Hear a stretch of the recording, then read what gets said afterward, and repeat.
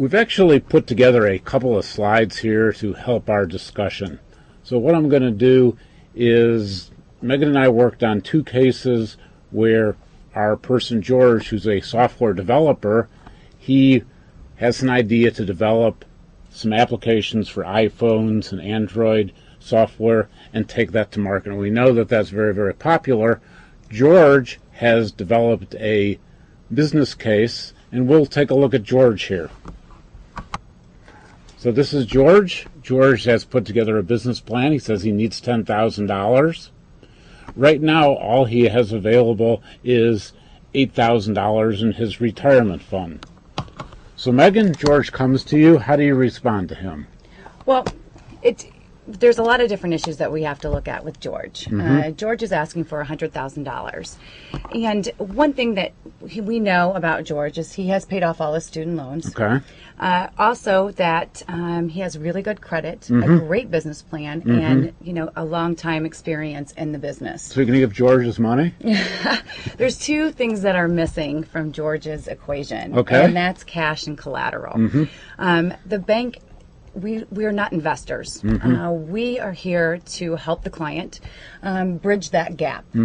And unfortunately, he's asking for $100,000. But with the service industry that he's in, such as development or software development, there are no tangible assets. Right. There isn't a factory. There isn't machines. There aren't trucks. Correct. So then what we have to look at is him personally. Does he have any assets personally? Is he working? Is he going to be working full time and doing this on the side? Or is he really going to take this and go with it and work full time? If that's the case, again, he's looking at the bank as an investor, both personally and for the business, because he has no incoming income right now from either him personally or the business. I mean, the nice thing relative to this situation with George is that he is a talented software developer. This is something he could start, at least from a prototype point of view or from a initial proposition, maybe do part-time while he still worked. Absolutely, absolutely. And in the meantime, what I might suggest to him if he did come to me in this scenario, that right now, this would be a good opportunity to maybe ask friends and family for an investment, or a separate investor to come in. And what I always tell my clients, if they are going out there and seeking funds and asking friends and family, present the business plan as if you were presenting it to the bank. You do the projections, go through the whole gamut so they understand that you're serious about this.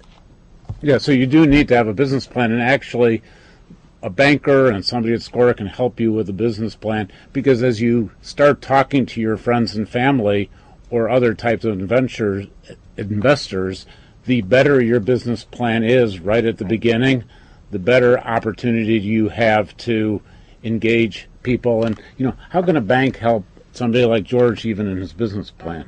We'll definitely review the business plan, review the projections, make sure they're accurate towards that type of business.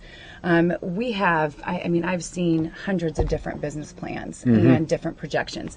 And if I don't have it in my portfolio, we can definitely go to one of the business development centers, check with their research, again, just to make sure all the numbers are, in order and they are appropriate to that type of industry. Good. So we're going to look at George 12 months later. Okay, well, what kind of question is that? So 12 months later, we'll go ahead and get the slide going here. So 12 months later, George has actually gotten married. He has put some money away. He has $20,000 of cash.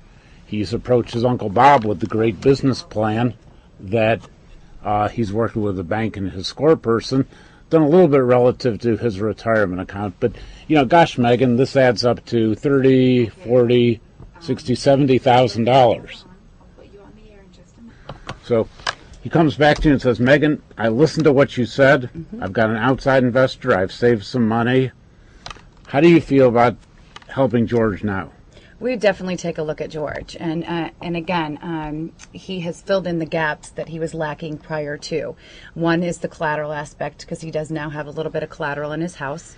The funding aspect, he did get outside funds, and the most important is the cash that he's putting into the business, or what we call equity injection or cash injection into the business. The bank really likes to see that because it's not only the bank's risk anymore, it's also the client's risk. George is at risk as well. Well, you were saying that also by having $20,000 now into the business, that helps him qualify for some SBA funding? Right. Generally with the SBA, in some of their programs, and I'm not going to get into detailed with their different programs, require at least 10% cash injection of the non-borrowed funds, meaning it can't come from credit cards, investments, or credit cards or home equity lines of credit or any of that sort. So basically, we want to see cash out of pocket into the project.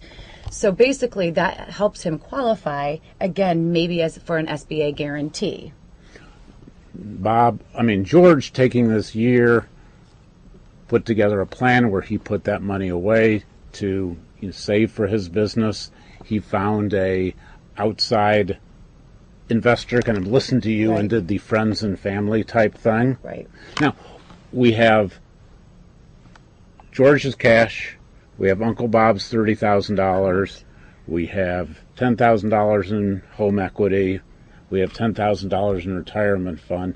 That's $70,000. So the bank, with a good business plan, might be now more disposed to giving a little bit of a loan. Yeah, we wouldn't take in consideration the retirement fund because we can't lend against that, basically, because if it's an IRA or a 401k, we cannot hold that as collateral. Okay. However, again, that could be if he wants to take it all out, pay taxes and that sort, he could. But again, that would be very, very last case scenario on that. One of the things that's interesting is not only will a bank lend you money in this situation, but now that there's money coming from different people, a bank can really help you managing all those different kinds of funds and help track it for the different investors. Yes, because basically if it's an SBA loan, everything has to be tracked of where the money has been and how it's been used. So that would be a good avenue. Also, again, because the bank is involved, I think it's a little bit more sound for the investor because, again, the bank is lending money to this person as well. One of the things when we work with people as far as developing business plans, and this whole idea when you're starting a business in looking at friends and family is pretty important, and even your own money. If you noticed in our interim here, George had gotten married, and now with the bank there and the money coming into essentially a central point, all of these people have a resource that they can use as far as tracking the money and, to some degree in a professional manner reporting to it, because when you are dealing with friends and family and their money, having an intermediary is pretty important. Yeah, I absolutely agree with that, Mark.